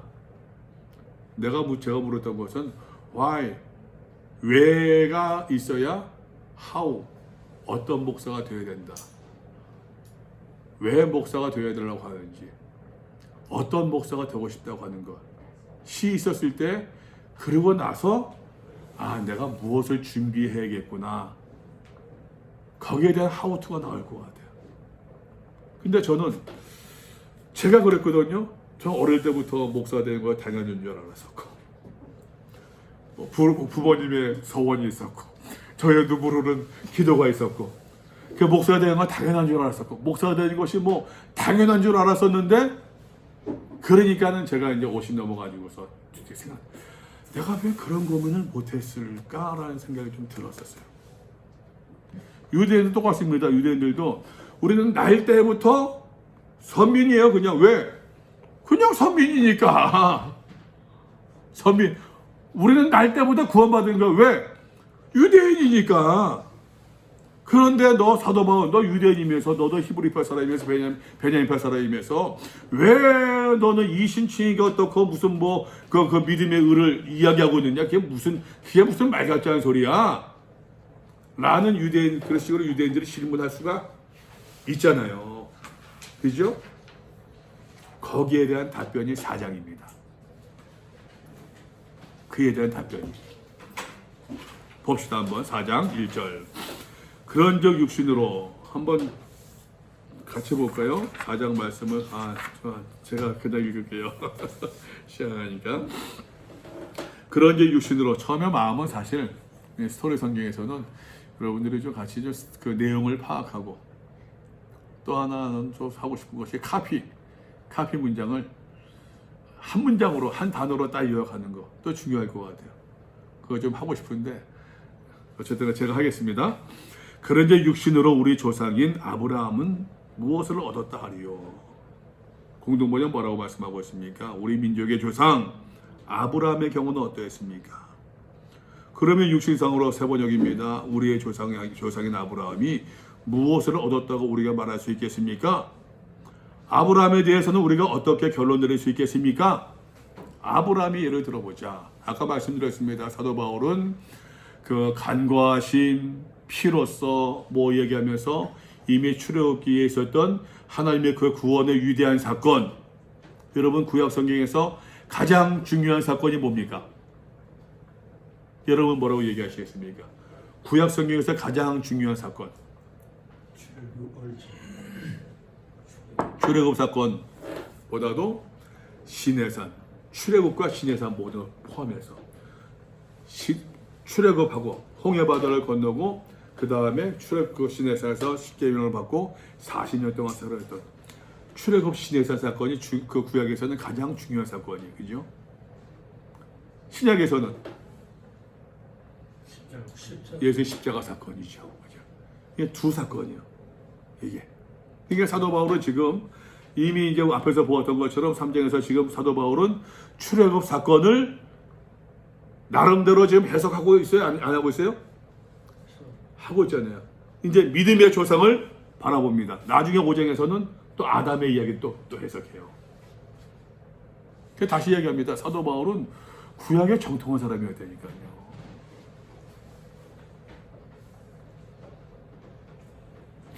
아브라함의 예를 들어보자. 만일 아브라함이 행위로서 의롭다 하심을 받았으면, 자 먼저 여쭤볼게요. 우리 목사들이니까는. 여러분 아브라함이 여호와를 믿으니 여호와께서 이를 그의 의로 여기셨더라. 몇 장이었습니까? 창세기 15장 6절 말씀. 그죠? 16장에 뭐가 나옵니까? 여러분 기억나십니까? 16장에서는 예? 하갈과 이스마엘 사건이 나오고 17장에서는 기억나세요? 할레반 사건이 나와요. 아브라함이 여호와를 믿으니 이를 그의 의로 여기 여호와께서 이를 그의 의로 여기셨더라. 라이셔스니스예요. 라이셔스니스. 의로 여기셨더라. 저스티스가 아닙니다. 라이셔스니스. 우리가 쭉 보았던 관계적인 측면에서의 그 의예요. 그 의인데 그 15절에 나오고 있어요. 할례 받은 것은 17장에 나오고 있어요. 그 다음 18장에서 16장에서 하갈과 이스마엘에 나오고 있고 18장에서 다시 17장에서 다시 약속을 아들을 주겠다는 약속을 주고 나오고 있고 21장에서 아브라함이 이삭을 얻는단 말이에요. 이 순서를 기억합시다. 아브라함이 여호와를 믿은 것이 15장에 나오고 있고 할례 받은 것이 17장에 나오고 있으면 먼저 결론적으로 여쭤볼게요. 칭의 받은 것이 먼저예요? 할례 받은 것이 먼저예요? 그죠? 이게 성경의 순서예요. 이게 성경의 순서예요. 그죠? 할례가 먼저가 아니라 칭의가 먼저라는 얘기예요. 이게 성경의 사도 바울이 이걸 상기시키고 있어요. 4장에서. 만약 아브라함이 행위로서 의롭다 하시를 받았으면 자랑할 것이 있으려니와 하나님 앞에서 없다. 자기 공로로 하나님과 올바른 관계를 얻었다고 한다면은 과연 자랑할 만하도다. 공동번역에서 말입니다. 아브라함이 행위로 의롭게 되었다라고 한다면은 행위로 의롭다 하는 인정을 받았다고 한다면은 야 아브라함 훌륭하다라고 이야기할 수 있겠지만 그러나 그렇다 그렇지 않다? 그렇지 않다란 얘기예요. 성경이 무엇을 말하느냐? 성경 보자. 아브라함이 하나님을 믿음에 그것이 그에게 의로 여겨진 바 되었느니라. 공동번역에 아브라함은 하나님을 믿었고 하나님께서는 그의 믿음을 보시고 그를 올바른 사람으로 인정해 주셨대요. 서번역 성경 아브라함이 하나님을 믿으니 하나님께서 그를 의롭다고 여기셨다. 칭입니다. 지금 그죠? 서번역 아브라함이 하나님을 믿었으므로 하나님이 이 믿음 때문에 그를 의롭게 여기셨더라. 행위 믿음. 성경 순서 행위 믿음. 믿음이에요 지금 그죠? 아브라함의 예를 보자. 아브라함 보자. 행위가 아니라 믿음이지 않느냐라는 얘기예요 지금. 일하는 자에게는 그 삭시 은혜로 여겨지지 아니하고 보수로 여겨지거니와. 무슨 말입니까? 여러분 내가 일을 했는데 하루 일당 10만 원 받고 일하기로 했습니다. 일을 했습니다. 5시가 됐습니다. 4시 반이 됐습니다. 4시 반 되면 심화야 하니까 4시 반 됐습니다. 그러면은 약속한 일당을 줘야 됩니까? 안 줘야 됩니까? 줘야 되죠. 보너스입니까? 아닙니까? 보너스 아니잖아요. 그냥 내가 약속한 상 받은 것 뿐이에요. 예. 일하는 자에게는 이 일하는 자에게 공동번역 공로가 있는 사람이 받는 보수는 마땅히 받는 품삯이에요. 선물이 아니란 얘기입니다. 그 삭시 은혜로 여겨지지 아니한대요. 일하는 사람이 품삯 받는 것은 당연한 보수다. 은혜가 아니란 얘기입니다. 그죠? 만일에 아브라함이 어떤 공로로 행함으로 하나님 앞에서 의롭다 인정함을 받았다고 한다면은 은혜입니까? 당연합니까? 당연하지만 그 얘기하려고 하는 겁니다. 지금 일을 아니할지라도 경건한 공로가 없어도 아무 공로가 없는 사람이어도 경건하지 아니한 자를 의롭다 하시는 이 누굽니까? 하나님. 경건하지 아니한 사람을 경건하지 아니한 자 뭡니까 이게? 예? 경건하지 아니한 사람 죄인일지라도 공동번역 성경에서는요 하나님께서는 비록 죄인일지라도 올바른 사람으로 인정할 수 있는 분이래요. 이러한 하나님을 믿으면 믿음을 통해서 하나님과 올바른 관계를 맺게 됩니다. 보셨어요 지금? 어딘지 아시죠? 어딜 건지 아시죠? 사모님 아시죠? 예. 하나님께서는 비록 죄인일지라도 올바른 사람으로 인정할 수 있는 분이라고 하는 것을 믿으면 그 하나님을 믿으면 그 믿음을 통해서 하나님께서는 그 사람과 올바른 관계를 맺어주신다는 얘기예요.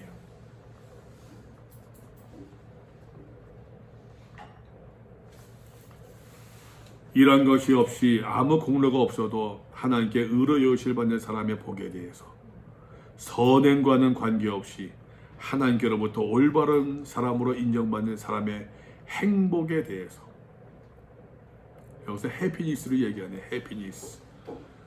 예, 복을 말입니다, 여러분. 내가 죄인인데, 내가 먼저 잘못했는데 하나님께서 죄를 간구해 주신다는 그 행복함에 대해서 말입니다. 제가 이 목사님께 대해 실수했는데, 잘못했는데, 말 실수했는데, 목사님 그냥 그럴 수 있죠. 너무 그거에 대한 고마움들 말입니다. 다윗도 이렇게 얘기했대요. 불법이 사함을 받고 죄가 가리워짐을 받는 사람 복이 있나니. 불법이 사함을 받고 하나님께서 잘못을 용서해 주시고, 세번역 성경 잘못을 용서해 주시고 잘못을 용서받고 죄가 가리워짐을 받는 사람들, 죄를 덮어두신 사람들, 죄를 덮어주신 사람, 죄가 덮어졌다는 얘기예요. 주께서 그 죄를 인정하지 아니한 사람, 죄 없다고 인정해 주신대요. 참, 죄 없다고 인정해 주신다. 그 죄를 인정하지 않는 사람은 행복하다. 그런즉 이 죄 용서의 은혜가 누구에게 주어진다는 얘기예요? 지금 공로 있는 사람, 공로 없는 사람? 공로가 없어도 그 무엇입니까? 믿음이죠. 믿음. 그 하나님 믿는 사람에게 하나님께서 이 행복함을 주시는데, 그런즉 이 복이, 이 죄 용서함의 이 은혜가 말입니다. 이 관계에 회복되는 이 은혜가 할례자에게냐 혹은 무할례자에게도냐. 무릇 우리가 말하기를 아브라함에게는 그 믿음이 의로 여겨졌다 하노라. 이 행복을 할례받은 사람만 누리는 것입니까? 아니면 할례받지 않은 사람은 누리지 못하는 것입니까? 우리는 이미 앞에서 이야기한 것처럼 하나님께서는 아브라함의 믿음을 보시고 그를 올바른 사람으로 인정해 주셨다라는 것을 보지 아니했느냐. 아까 말씀 보았잖아요.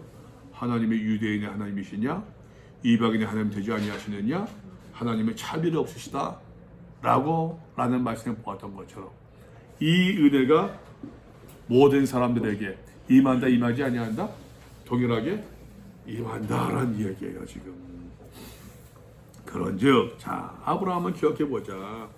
그것이, 이 은혜가, 이 죄 용서가 말입니다, 칭의가 하나님과 관계 회복되는 것이 어떻게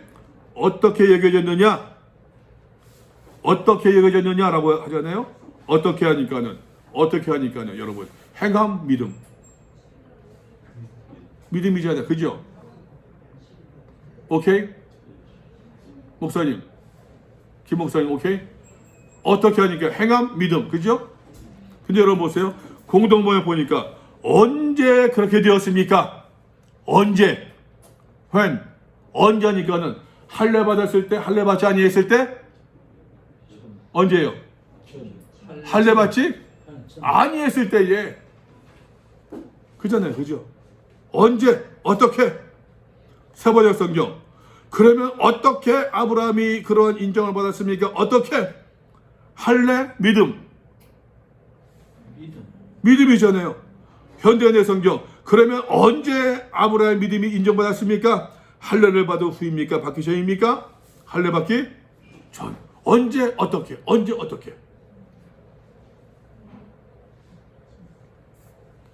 할례시냐 무할례시냐? 할례시가 아니요 무할례시니라. 할례를 받은 후가 아니라 할례 받기 전의 일이다. 아까 말씀 보았습니다. 할례는 창세기 몇 장? 17장. 아브라함이 여호와를 믿으니 여호와께서 이를 그의 의로 여기셨다. 몇 장? 15장 6절. 15장. 어느 것이 먼저? 믿음이 먼저잖아요. 사도 바울이 너 유대인들 그렇게 생각하느냐? 너희가 믿음의 조상, 너희의 조상이라고 하는 아브라함의 예를 들어보자. 제 말 기억하세요, 여러분. 너희의 조상이라고 이야기하고는 아브라함의 예를 들어보자. 아브라함이 할례 받기 전, 할례 받은 이후, 받기 전에 믿음으로 말미암아 의롭다 인정받은 것처럼. 그 다음에 보세요 여러분. 11절 그가 할례의 표를 받은 것은 무할례 시에 믿음으로 된 의를 인친 것이니. 참 어렵습니다 여러분. 10절 11절 말씀. 아브라함은 할례를 받기 전에 공동번역입니다. 믿음을 통해서 하나님과 올바른 관계를 가지게 되었습니다. 그 뒤 그것을 확인하는 표로 그는 할례를 받았던 것입니다. 그죠?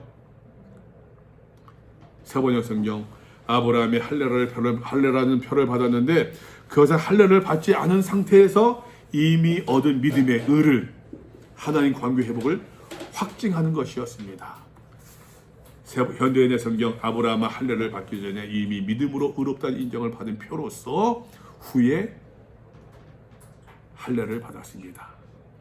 이는 다시 개정입니다. 개혁개정 무할례자로서 믿는 모든 자의 조상이 되어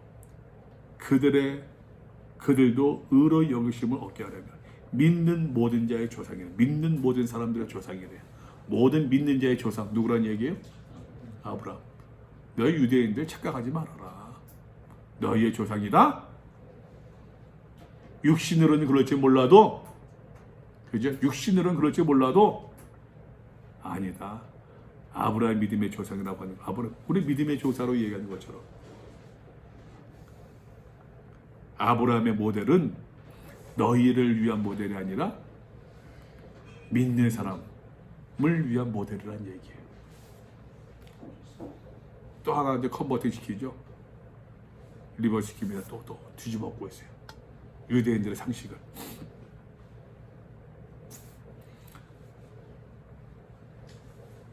공동번역 성경에 보니까 이래하여 할례를 받지 않고도 믿음으로써 올바른 사람이라고 인정받은 모든 사람의 조상이 되었대요. 누가? 아브라함이. 세번역 성경 그래서 그는 할례를 받지 않고도 믿는 모든 사람의 조상이 되었으니 이것은 할례를 받지 않은 사람들도 의롭다는 인정을 받게 하려는 것이었습니다. 무엇으로? 무엇으로 의롭다는? 믿음으로. 이 말씀은 우리에게도 그대로 적용되는 거죠. 13절 아브라함이나 그 후손에게 세상의 상속자가 참 보세요. 세상의 상속자가 되라고 하신 언약은 율법으로 말미암은 것이 아니요 오직 믿음의 의로 말미암은 것이니라. 세상의 상속자. 여러분 상속자란 말을 기억하세요. 상속자. 이 상속자라는 개념이 나중에 양자로 나옵니다. 양자로 발전합니다. 나중에 이것이 양자라는 개념이 상속자에서 양자가 되고 양자가 이제 아빠, 아버지, 아들이 돼요. 사도 바울의 개념에서 보게 되면 나중에 또 말씀을 드릴게요. 상속자가 나오는데 근데 세상의 상속자, 이 세상의 상속자가 뭡니까 여러분? 이 세상의 상속자가 된대요. 공동번역에서는 세상을 물려주겠다고 하는 약속이래요. 세번역 성경 세상을 물려받을 상속자라고 얘기하고 있어요. 현대인의 성경 온 세상을 주겠다는 약속이래요. 여러분 이것을 어떻게 해석하십니까? 그냥 하나님께서 우리에게 우리 믿는 사람들이 이 세상을 다 주겠다고 약속하였습니다 라고 설교하시겠습니까? 그런 흐름인 것 같습니까? 아니죠. 그 흐름이 아니에요. 계속해서 봅시다 한번. 세상의 상속자가 들어가신 이 언약, 이 약속. 요 말씀만 보더라도 여러분 보세요. 세상의 스트레스 강조가 있습니까? 약속의 스트레스 강조가 있습니까? 어디에 강조가 있는 말씀 표현이 계세요? 세상과 약속. 그죠? 당연히 하나님의 언약을 이야기하고 있는 거예요 지금. 약속. 율법으로 말미암은 것이 아니요 오직 믿음의 의로. 이 신칭입니다. 믿음의 의로 말미암은 것이니라. 공동번역 보니까 그것은 아브라함이 율법을 지켰다 해서가 아니라 하나님께서 그의 믿음을 보시어 그를 올바른 사람으로 인정하셨기 때문에 하신 약속이었습니다. 세상의 상속자라는 약속이 말입니다.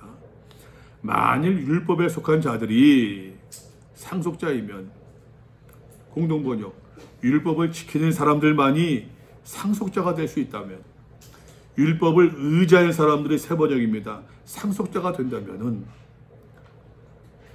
현대인의 성경, 율법을 지키는 사람들이라고 한다면은, 그 사람이 상속자이면은 믿음은 헛것이 되고 약속은 파기되었느니라. 다시 이야기합니다, 여러분. 이 상속자라고 하는 것이 말입니다. 그 현대인의 성경에서는 14절에서 상속자를 세상을 얻을 사람들이라고 얘기하고 있어요. 세상을 얻은 사람들. 다시 이야기합니다. 뭐 우리가 물질적인 것으로 세상적인 것을 보지 않기를 바랍니다. 율법은 진노를 이루게 하나니. 왜 진노한다고 그랬어요? 아까 말씀드린 것 같은데 율법을 진노를 이루게 한대요. 율법이 없는 곳에는 범법도 없대요. 아까 말씀드렸잖아요. 시속 120, 110 넘어가면은 110이라는 기준이 가이드가 생기니까는 넘어가면은 불법이 되는 거예요. 그 가이드가 없으면은 불법이 있어요, 없어요? 불법도 없는 거죠. 그러니까 율법이 없는 곳에는 범법도 없대요. 법이 없으면 법을 어기게 돼요. 법이 있으면은 네, 여기 현 공동번역 성경에서는 법이 없으면은 법을 어기는 일도 없대요. 이해되세요? 율법을 진노로 이루게 하다니, 이 표현이 말입니다. 여러분, 법이 있으면 법을 어기게 돼요. 하나님의 진노를 사게 된대요. 율법으로 말미암는 것은 그 14절 말씀 보니까 믿음은 몇 절이면 15절이네요. 율법은 있는 건 범법도 없습니다.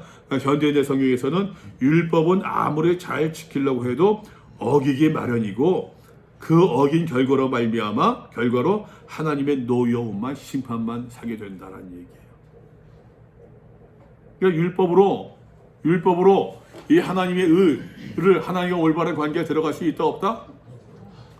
지금 그 예로서 구약성경에서 아브라함의 예를 들면서, 아브라함 보자. 아브라함이 율법이냐 믿음이냐? 율법이 할례가 먼저냐? 믿음이 먼저냐? 믿음이 먼저이지 않느냐? 그러므로 상속자가 되는 그것이 은혜에 속하기 위하여 믿음으로 되느냐? 참 어렵네. 이게 무슨 말입니까, 여러분? 그러므로 상속자가 되는 그것이 은혜에 속하기 위하여 믿음으로 되나니. 공동번역 성경 보니까 그러므로 하나님께서는 사람의 믿음을 보시고 그를 상속자로 삼으십니다. 이렇게 해서 하나님께서 은총을 베푸신대요. 이런 까닭에 세번역 성경, 이 약속은 믿음에 근거한 것입니다. 그것을 하나님께서 아브라함에게 이 약속을 은혜로 주신 것이래요. 현대인의 성경, 그러므로 그 약속은 믿음에 근거한 것입니다. 그것은 그 약속에 넘어가서 하나님의 은혜로 값없이 주신 선물이 되기 위한 것입니다. 상속자가 되기 위해서 말입니다. 여러분, 하나님께 사람의 믿음을 보시고 상속자로 삼으셨고, 하나님의 상속자로 삼으셨고, 이것이 하나님의 은총을 베푸신 것이다. 율법에 속한 자에게뿐 아니라, 율법을 지키는 사람들만이 아니라, 율법으로 사는 사람들만이 아니라 아브라함의 믿음에 속한 자에게도 그러하니, 아브라함이 가졌던 그 믿음 말입니다. 율법의 의가 아니라 믿음의 의. 우리 모든 사람들의 아브라함은 우리 모든 사람들의 조상이다.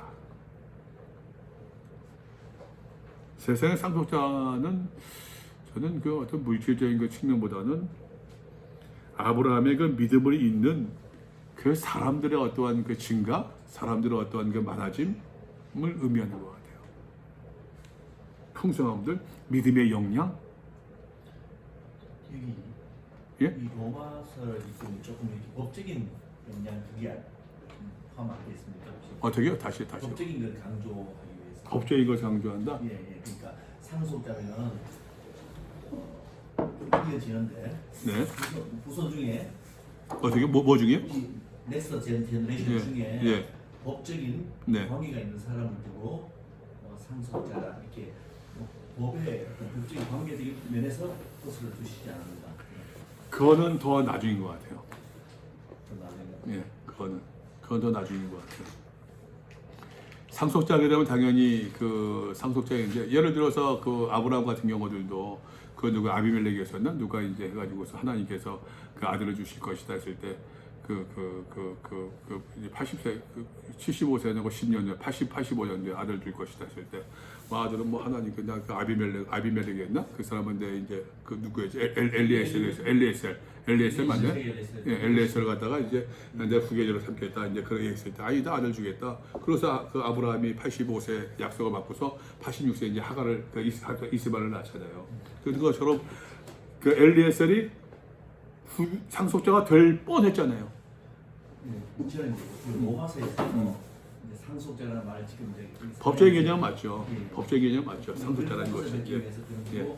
뒤에 가면 아까 이제 양자 이런 표현을 쓰셨을 때는 조금 더 다른 의미가 아닌가. 그러니까는 아까 좀 미리 말씀드리면은 목사님 미리 말씀드리면은 상속자는 사실 뭐 굳이 법적인 개념이 없어도 내가 누구를 상속자 삼을 수 있잖아요. 그죠? 예를 들어 아브라함이 그랬던 것처럼 아들이 무자하니까는 엘리에셀을 자기 어떤 그 집사였던 엘리에셀을 상속자로 삼으려고 했던 것처럼 삼을 수 있잖아요. 그러나 이제 법적인 관계 속에서 누가 나오게 되면은 근데 이제 그 아들이 없어요. 아들이 없는데 법적으로 이 사람한테 주게 내가 누구를 양자로 맞아들였어요. 법적인 거 형성되겠죠. LG가 뭐네 무슨 뭐 장자 승계 개념 해가지고서 뭐 동생 아들을 갖다가 이어받는 것처럼. 법적인 관계 형성되잖아요. 양자로 했을 때 더했는데 친자가 생기네. 이거는 더 말할 것도 없잖아요. 그러니까는 상속자 아까 말씀 상속자의 개념이 양자의 개념을 받자 더 강화되는 거예요. 양자의 개념이 아빠 아버지로 아들로 더 강화되는 거예요. 그 흐름이 로마서 8장 9장 10장에서 나오고 있어요. 그거 더 강화되는 것이.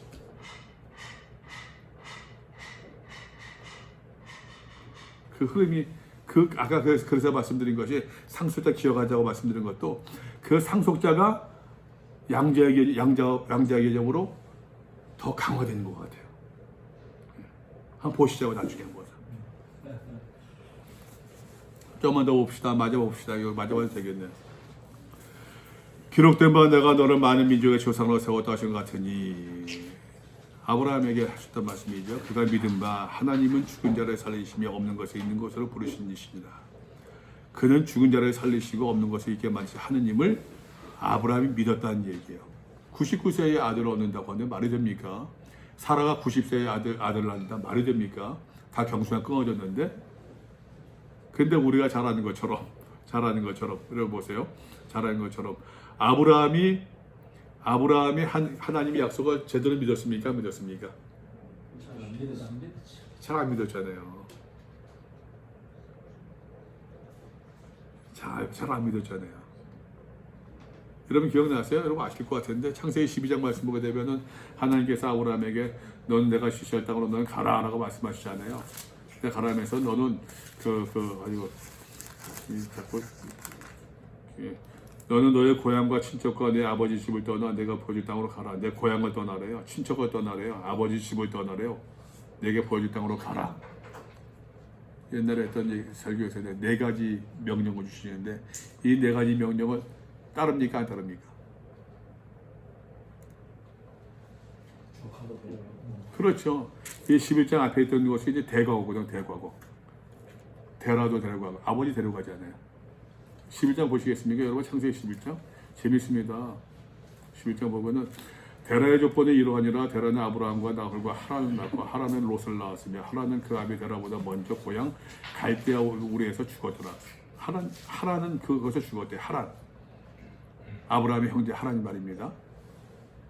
아브라함과 하란과 하란을 낳고 롯의 아버지였죠. 아브라함의 형제. 그 고향을 죽었어요. 아브라함과 나홀이 장가들었으니 아브라함의 아내 이름은 사레며 나홀의 아내 이름은 밀가니 하란의 딸이요. 다 이제 식구들끼리 얽혀 있습니다.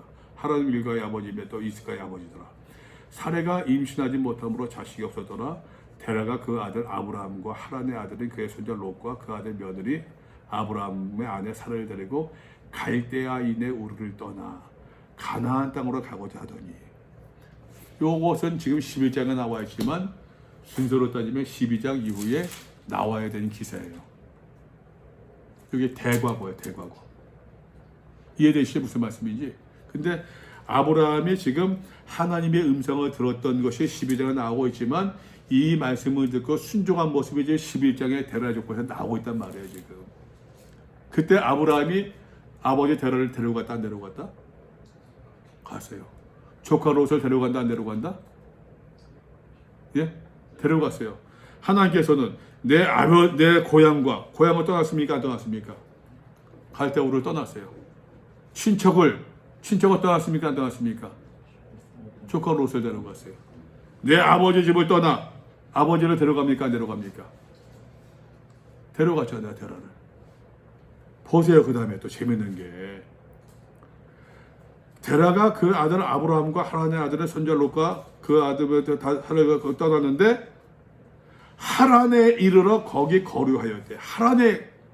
하란이라는 곳에 있었대요.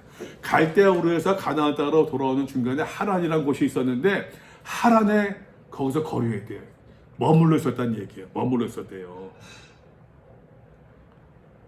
하란이 여러분 이름 기억나세요? 롯의 아버지 이름이 하란이에요. 그잖아요, 그죠? 이건 제 해석입니다. 이건 제 해석이야.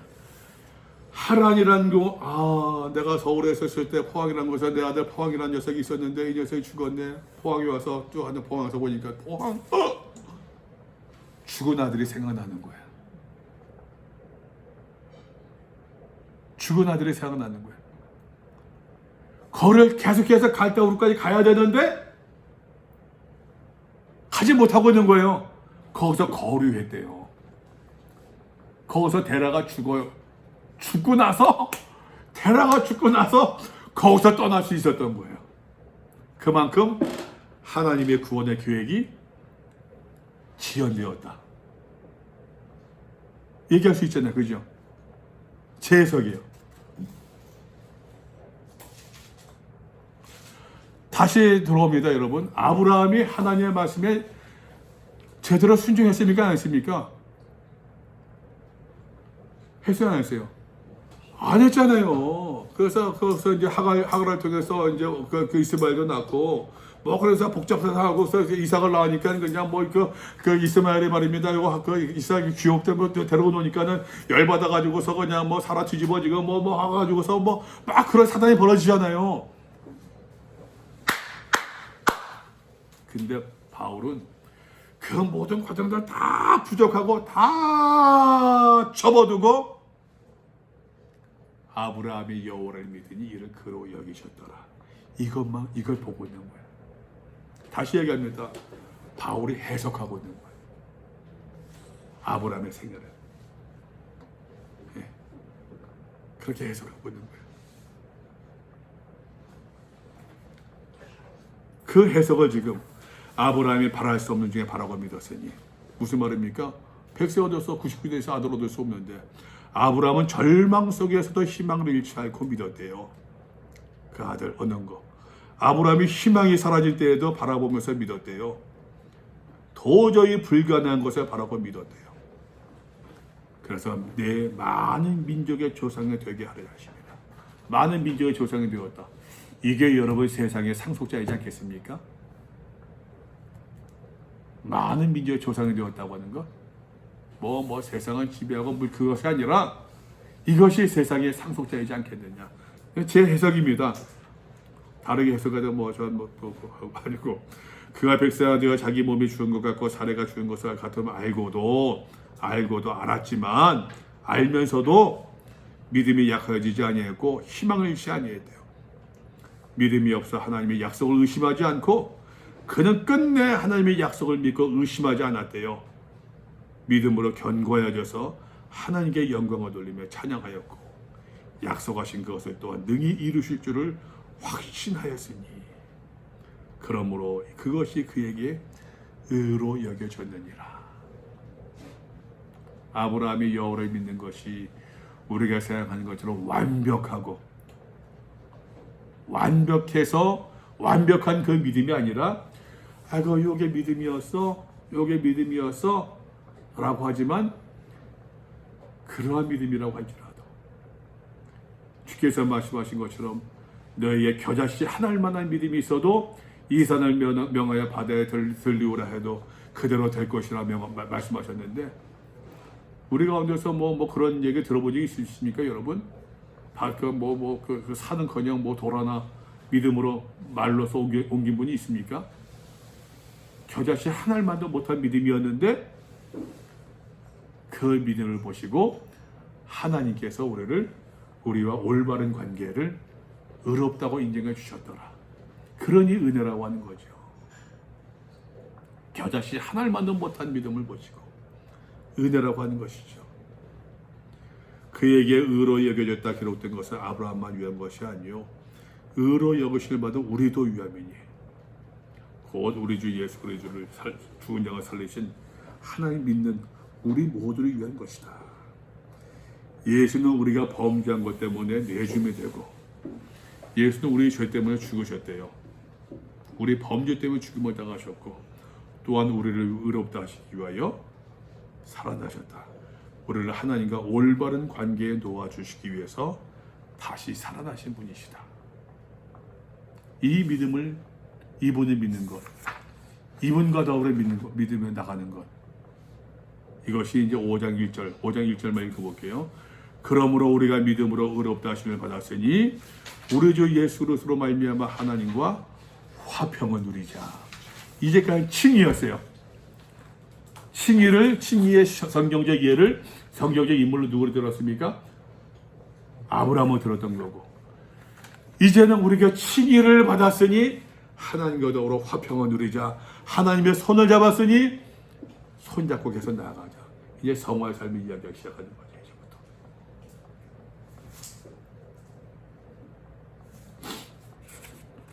오늘 빠지신 분들이 칭의를